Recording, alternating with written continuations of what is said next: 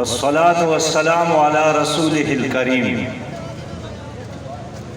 أما بعد فأعوذ بالله من الشيطان الرجيم بسم الله الرحمن الرحيم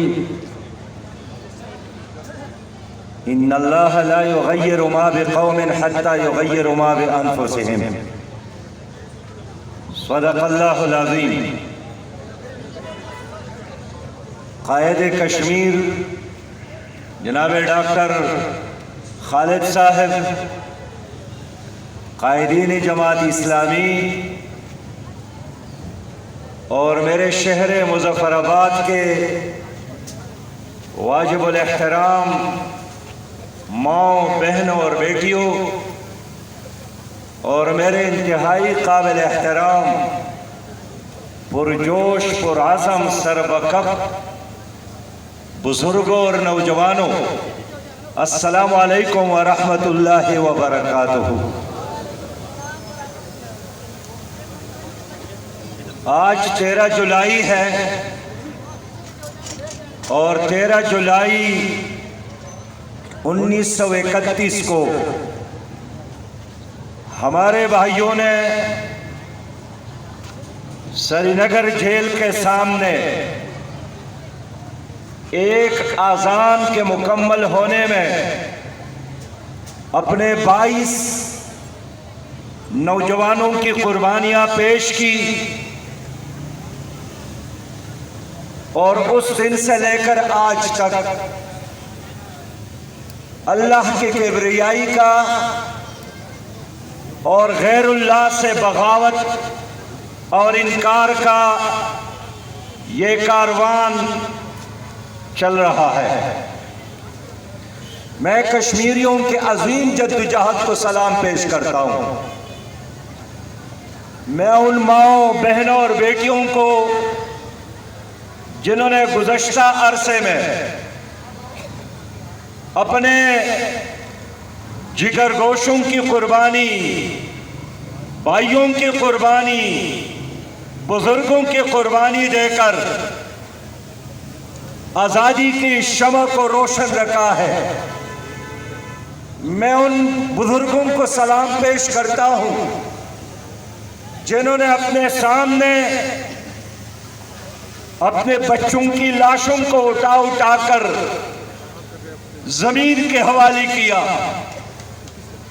میں ان بزرگوں کو یاد کروں گا جنہوں نے مرتے وقت وصیت کی کہ جب آزادی کشمیر ہو، پاکستان بن جائے تو میری قبر پر آ کر مجھے بھی خوشخبری دینا کہ پاکستان، کشمیر پاکستان بن گیا. میرے بھائیوں اور دوستوں اور میرے بہنوں، تاریخ کا طویل ترین جدوجہد ہے اور مقبوضہ کشمیر کے بھائیوں نے ہر وہ چیز قربان دی جو ان کے ساتھ موجود تھی. جوانوں نے جوانیاں لٹا دی، ماں اور بہنوں نے اپنی عصمتوں کی قربانیاں دی، جام شہادت نوش کیا. لیکن اس طویل ترین جدوجہد کہ آخر میں جو افسوسناک بات ہے وہ یہی کہ ہمارے پاکستان کے حکمرانوں کو گزشتہ 73 سالوں میں یہ احساس نہیں رہا کہ کشمیری کس کے لیے لڑ رہے ہیں، کس عظیم مقصد کے خاطر کشمیریوں نے 5 لاکھ شہیدوں کی قربانیاں دی. اور آج بھی اگر کشمیر کے جیلوں میں، انڈیا کے جیلوں میں ہماری کشمیری موجود ہے، وہ کن کے لیے لڑ رہے ہیں؟ یہاں 2 دن قبل وفاقی منسٹر آئے تھے اور اعلان کیا کہ ہم نے گلگت بلتستان کو فتح کیا، ہم آزاد کشمیر کو بھی فتح کریں گے. میں کہتا ہوں شرم کرو، آپ نے گلگت کو فتح کیا، لیکن آپ نے سری نگر کو انڈیا کے حوالے کیا۔ آپ مظفر آباد کو فتح کرنے آئے ہیں، لیکن آپ نے 1 کروڑ کشمیریوں کو جنگ کے بغیر، لڑائی کے بغیر دشمن کے حوالے کیا۔ میرے بھائیوں، آج میں آپ سے مشورہ کرنے آیا کہ آپ لوگوں نے مقبوضہ کشمیر کے مستقبل کا فیصلہ کرنا ہے، آپ لوگوں نے آزاد کشمیر کے مستقبل کا فیصلہ کرنا ہے۔ اچھی قیادت کے بغیر آج تک دنیا میں کوئی قوم کامیاب نہیں ہو سکی۔ ہم دیکھتے ہیں کہ ہمارے پڑوس میں ہمارے افغانی بھائیوں نے انگریزوں کو شکست دی، سپر طاقت رشیا کو شکست دی۔ 46 ممالک نے مل کر نیٹو افواج کی صورت میں B-52 طیارے، بڑے بڑے ٹینکوں کے ساتھ، لاکھوں توپوں کے ساتھ افغانستان پر قبضہ کیا۔ لیکن اچھی قیادت کے نتیجے میں ہمارے افغانیوں نے بالآخر امریکہ کو بھی شکست دی، نیٹو کو بھی شکست دی، اور اس وقت مسلسل افغان عوام کامیابی کی طرف بڑھ رہے ہیں۔ میں پوچھنا چاہتا ہوں کہ اگر ویتنامیوں نے امریکیوں کو شکست دی، اگر الجزائر آزاد ہو سکتا ہے، اگر لیبیا آزاد ہو سکتا ہے، اگر مشرق تیمور آزاد ہو سکتا ہے، اگر جنوبی سوڈان آزاد ہو سکتا ہے، اگر افغانستان آزاد ہو سکتا ہے، تو آخر کشمیر کیوں آزاد نہیں ہو سکتا؟ وجہ یہی ہے کہ کشمیر قوم کے لحاظ سے ایک بہادر قوم ہے۔ کشمیری مائیں بہادر ترین مائیں ہیں، کشمیری بہنیں بہادر ترین بہنیں ہیں۔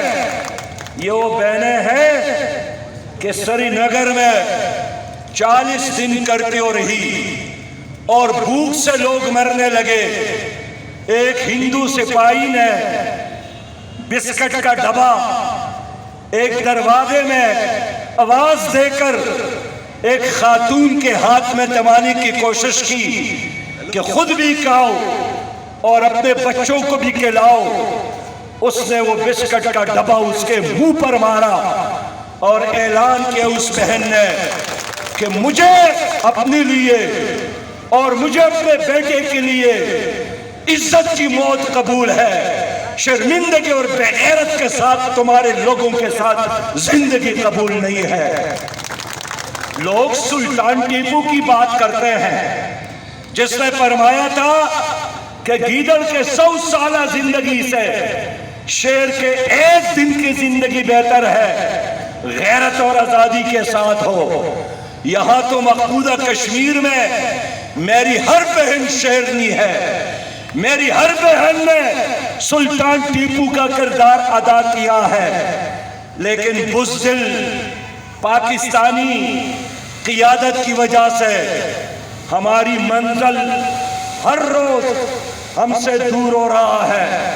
اور آج اس لمحے جب میں آپ کے پاس آیا ہوں، ماضی میں بھی ایسٹ انڈیا کمپنی نے 75 لاکھ لے کر ایک پوری قوم کو بیچا تھا، اور آج کے آپ کے پاکستان میں موجود وہ باقی حکومت نے ایک سرمایہ دار سے اسی طرح سودا کر کے ان کے پیسے لے کر ان کے سرمایہ کو دیکھ کر پورا کشمیر ان کو ٹیکے پر دیا ہے۔ میرے دوستوں اور میرے بھائیوں، جب قیادت خود اپنی عوام کو خریدنا چاہتی ہو، جب حکومت خود اپنے عوام کو کرپشن کا راستہ دکھاتی ہو، بلا وہ قوم کیسی ترقی کر سکتی ہے؟ میرے پیارے بھائیوں، میں اس لیے آپ سے بات کرنا چاہتا ہوں، میں آپ کی خدمت میں حاضر ہوا ہوں کہ یہاں پر پاکستان میں بھی اور آزاد کشمیر میں مسلم لیگ نے ایک نہیں بار بار حکومت کی ہے، پیپلز پارٹی نے ایک نہیں بار بار حکومت کی ہے، پی ٹی آئی نے وفاق میں حکومت اس وقت بھی ان کی قائم ہے۔ ان لوگوں نے پاکستان اور آزاد کشمیر کے عوام کو غربت دیا ہے تحفے میں، بے روزگاری دیا ہے تحفے میں، کرپشن دیا ہے تحفے میں۔ ان لوگوں نے پاکستان کو اور آزاد کشمیر کو آئی ایم ایف کا غلام بنایا ہے۔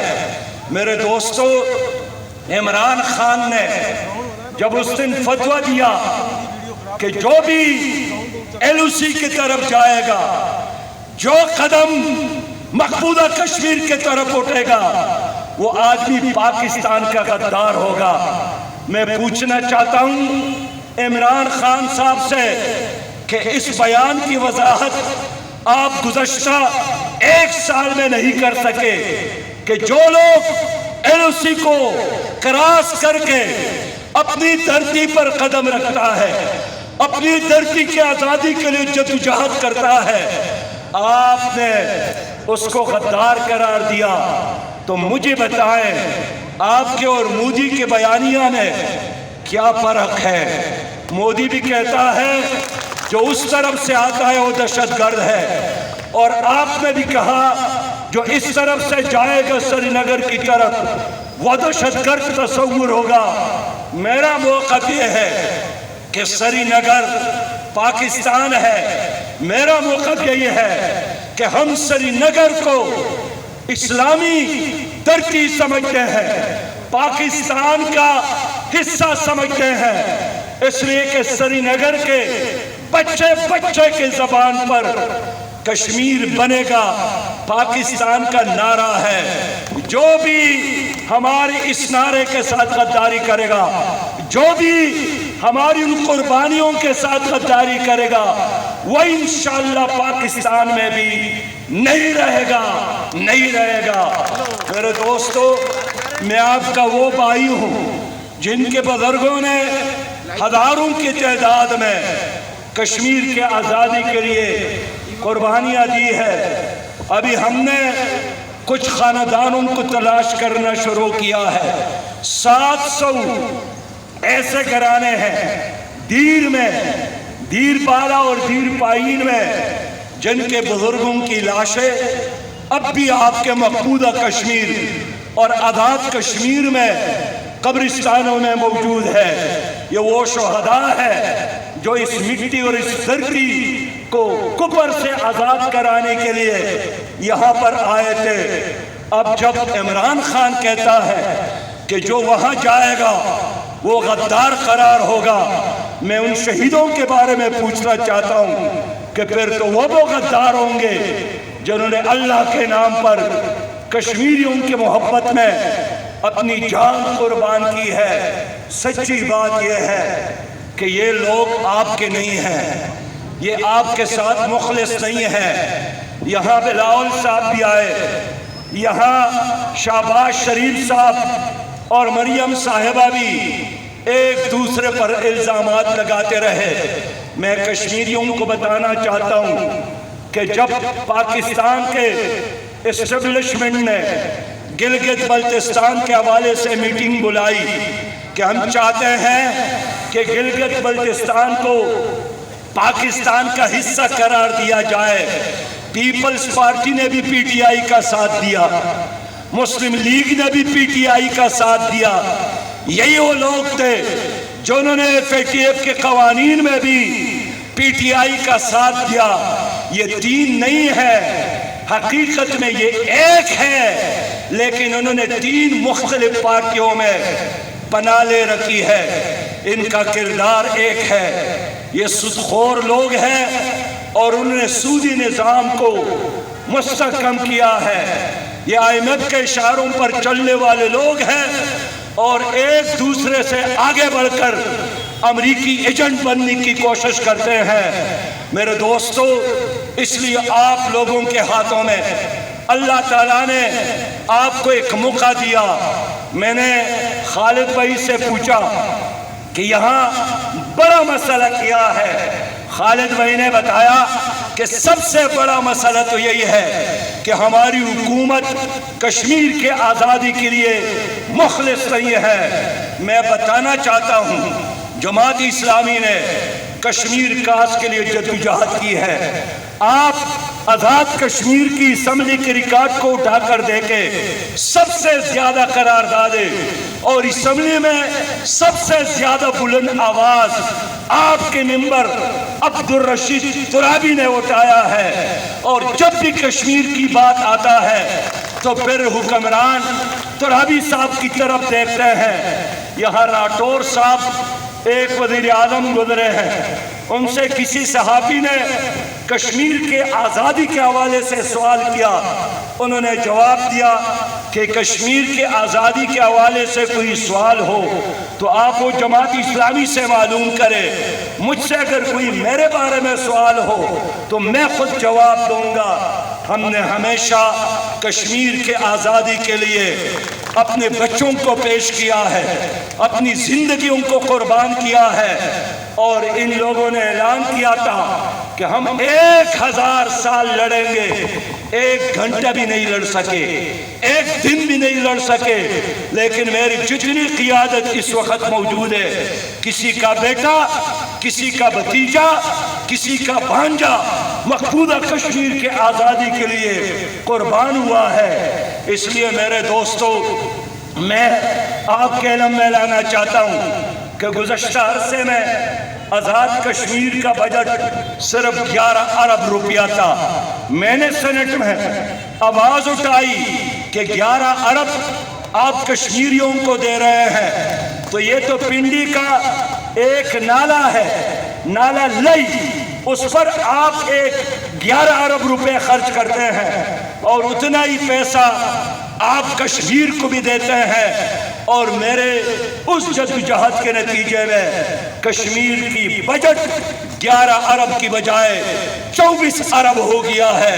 میرے دوستوں اور میرے بھائیوں، ہم آپ سے محبت کرنے والے ہیں، ہم آپ کے لیے لڑنے والے ہیں، ہم آپ کے ترجمان ہر جگہ کر سکتے ہیں۔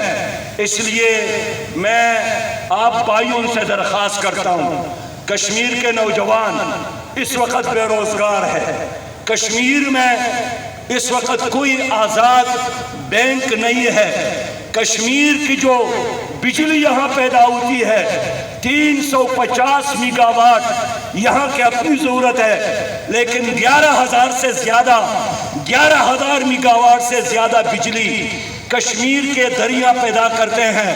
وہ آپ کا پیسہ آپ کو نہیں مل رہا ہے۔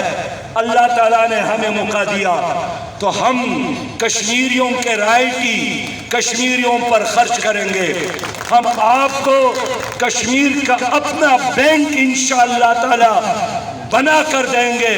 میں خیبر پختونخوا میں فائنانس منسٹر رہا ہوں، اور جب میں منسٹر بنا تھا تو میرے اپنی صوبے پر ارب ہا قرضہ تھا، لیکن اپنے فائنانشل مینجمنٹ کی وجہ سے، بہترین فنڈ یوٹیلائزیشن کی وجہ سے میں نے 3 سالوں میں اپنے صوبے کو قرض فری صوبہ بنایا۔ میرے دوستوں اور میرے بھائیوں، اللہ تعالیٰ نے ہمیں موقع دیا تو یہاں کے نوجوانوں کو ہم بلا سود قرضے دیں گے۔ یہاں آج تعلیم مہنگی ہو گئی ہے، سرکاری تعلیمی ادارے محدود ہو گئے ہیں اور عوام مجبور ہے بڑے بڑے فیسوں کے ساتھ غربت کے باوجود اپنے بچوں کو تعلیمی اداروں میں بیچنے کے لیے۔